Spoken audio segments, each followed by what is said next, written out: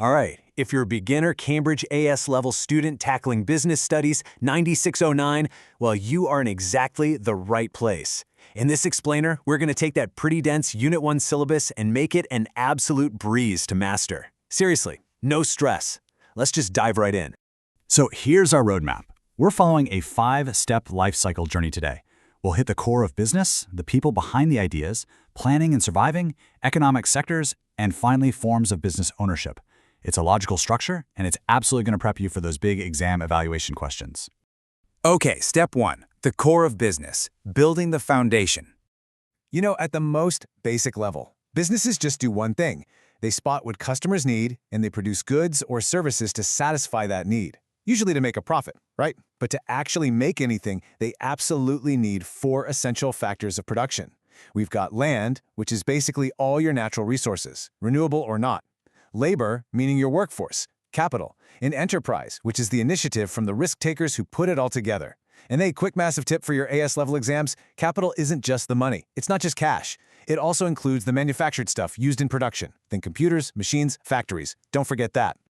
So what does a business actually do with all those resources? Well, time for a major definition drop. You need to know this one. Adding value. This is creating value by selling goods or services for a higher price than the cost of the bought-in materials.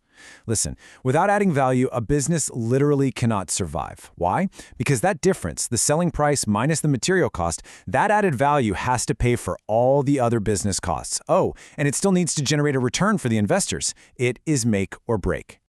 Moving on to Section 2, people behind the ideas. Who drives the business? All right, so we have the resources, but who actually takes those factors of production and makes things happen? You need to know the vital difference between 2 key drivers here, the entrepreneur and the intrapreneur. The entrepreneur, they take the ultimate risk. They invest their own savings, their own capital, and they start a brand new business totally from scratch. On the flip side, we have the intrapreneur. They drive innovation and create a competitive edge too, but, and this is key, they do it entirely within an existing business structure. To really cement this in your memory, there's actually a fantastic quote right out of the Cambridge syllabus. You don't have to leave our company to become an entrepreneur. That perfectly sums up entrepreneurship, doesn't it? It's about injecting creativity, solving inefficiencies, but doing it without facing total personal financial ruin if the idea totally flops. Now, even though they operate in totally different risk environments, successful entrepreneurs and intrapreneurs actually share the exact same qualities. We're talking innovation, immense commitment, leadership skills, serious self-confidence, and being multi-skilled so they can bounce back when things go wrong. Keep these in your back pocket. They are fantastic, high-scoring points to drop into your essay questions about business management. Which brings us to Section 3, planning and surviving, navigating the dynamic environment. Okay, so having a great idea and having the right people on board sounds perfect, right? But I've got to warn you that absolutely does not guarantee success in the real world. The business environment is super dynamic. It's constantly shifting with new competitors, legal changes, and wild tech advancements. Which leads us to a classic critical exam question: why do so many new businesses fail? Well, the syllabus points out 3 main pitfalls: poor record keeping, lack of cash, and poor management skills. And let me tell you, running short of cash so that your day-to-day operations basically grind to a halt, that is the absolute deadliest trap. A ton of new ventures don't even survive their first year because of this, and it's usually triggered by just terrible record-keeping and clumsy cash handling by inexperienced managers. So how on earth do we avoid that disaster? 1 word. Well, 2 words. Business plan. This document is literally your ultimate survival tool. It packs in an executive summary, it details the opportunity in your marketing strategy, introduces the management team, and crucially, it maps out financial forecasts for cash flow. It's basically your essential evidence to convince investors to back you, and it serves as a daily roadmap for the owners. But hey, remember, we are studying at the AS level now, which means what? We must always evaluate. Yes, the benefits of a business plan are obvious. It forces you to seriously think about your weaknesses and gives you a concrete action plan. But the limitations are just as important. A plan that relies heavily on forecasts can easily create a false sense of certainty. If this dynamic, crazy business world throws an unexpected opportunity your way, sticking too rigidly to that original plan might make your business dangerously inflexible. All right, Section 4, sectors and scale. Where does the business fit? We're going to zoom out a bit now. Let's look at how an individual business fits into the massive national and global economy. Think about how a product evolves. It starts in the primary sector, that's extracting raw materials. Then it goes to the secondary sector, which is all about manufacturing. From there, it hits the tertiary sector for services, and finally, the quaternary sector, which is entirely based on information and data. And as economies industrialize or even deindustrialize, the importance of these sectors shifts drastically. That literally changes where all the jobs are. Next up is how ownership is divided in the economy, the public sector versus the private sector. Look, the private sector is strictly driven by profit. It's all private finance. But public corporations, they're managed with social objectives in mind. And here's what's really interesting. A public service that's actually losing money might be kept open, fully financed by the government if the social benefit is deemed great enough. But keep in mind, those government subsidies can sometimes breed a lot of inefficiency. Now please, do not confuse having social objectives with being a charity. A social enterprise is a proper, functioning business. They aim to make a profit.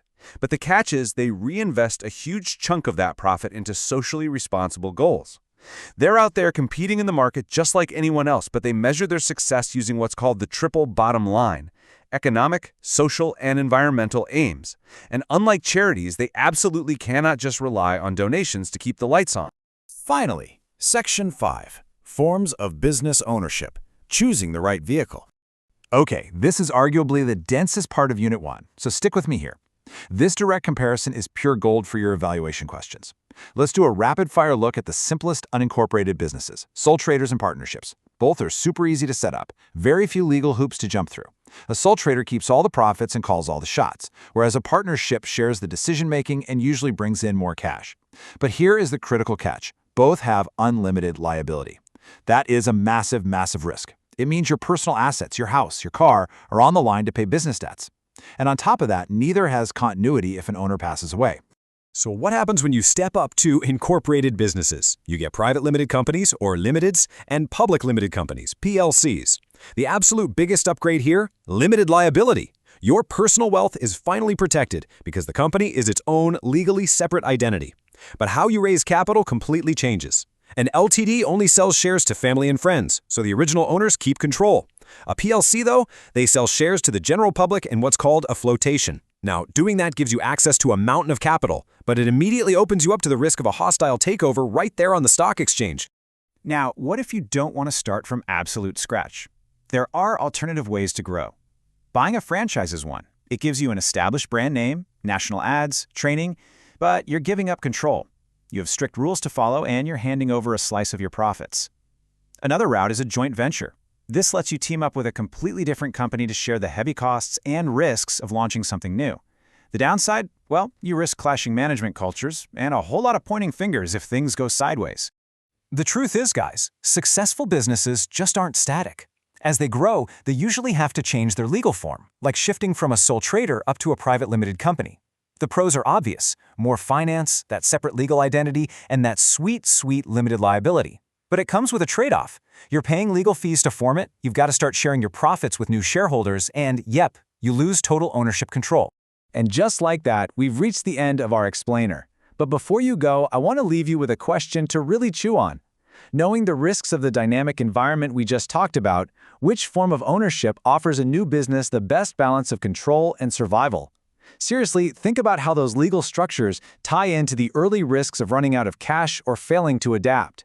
If you can synthesize these ideas and practice making those connections, you are absolutely going to crush your Cambridge AS Level 9609 exams.